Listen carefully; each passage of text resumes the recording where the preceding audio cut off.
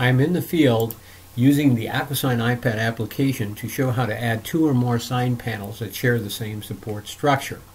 I've already logged into Isanti County Highway Department, Isanti, Minnesota.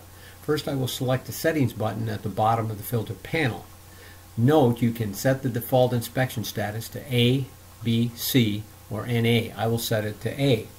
To jump directly to the Sign Edit page after adding a sign, the toggle switch should be set to the right. Click the Signs button to return to the filter panel. By default, all sign numbers up to number 1500 will be displayed. Press Show Signs. This generates a list of signs and a map showing all sign locations in green or purple pins. The radiating blue dot is my current location.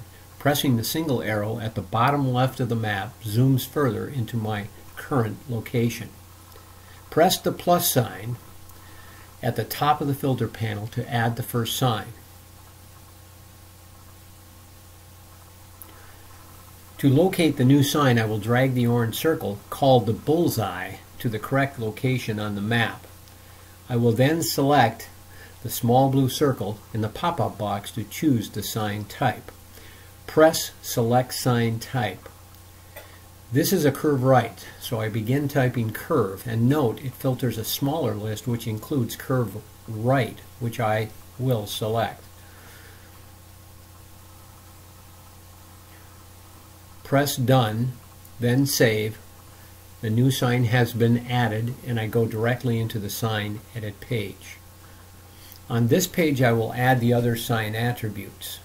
The support ID at the top must be the same for all sign panels sharing the same support. You can use any alphanumeric value, but we suggest using the sign number of the first sign panel entered, in this case 182.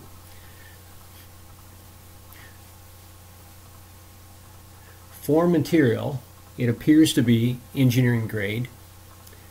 The support structure is U-channel, and the support condition or status is pass.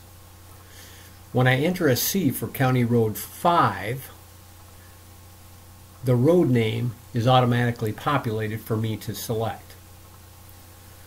I will now enter the remaining attributes, including height of sign, the width and the height of the panel, the orientation, and the offset.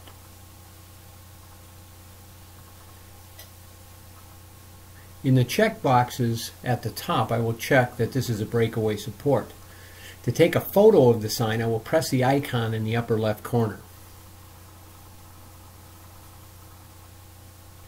Snap the photo and select Use Photo.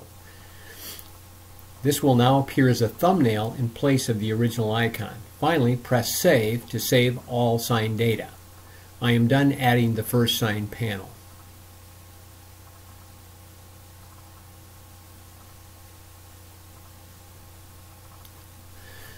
Notice that the pin is purple, which means that it is a support with multiple sign panels, and the pop-up box indicates that it has a support equal to 182.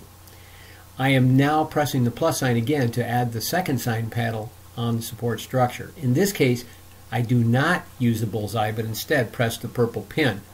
The pop-up box indicates I'm adding another sign panel to the same support structure. Press the small circle in the pop-up box to select the sign type.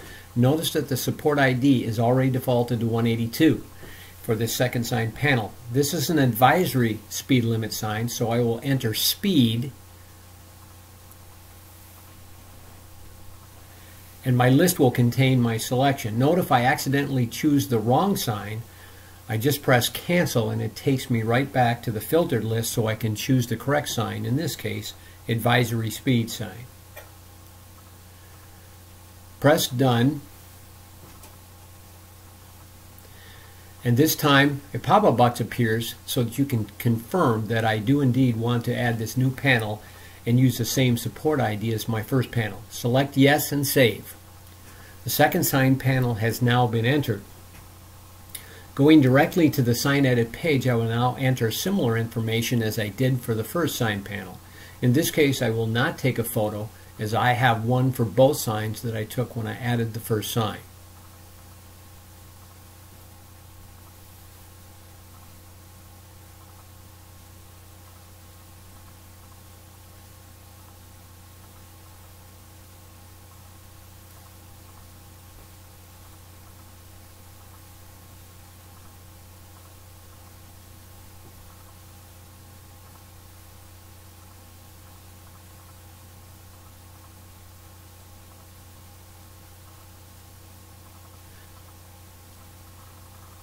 One thing I will do is to enter the speed limit, which is 45 miles per hour, into the comments field.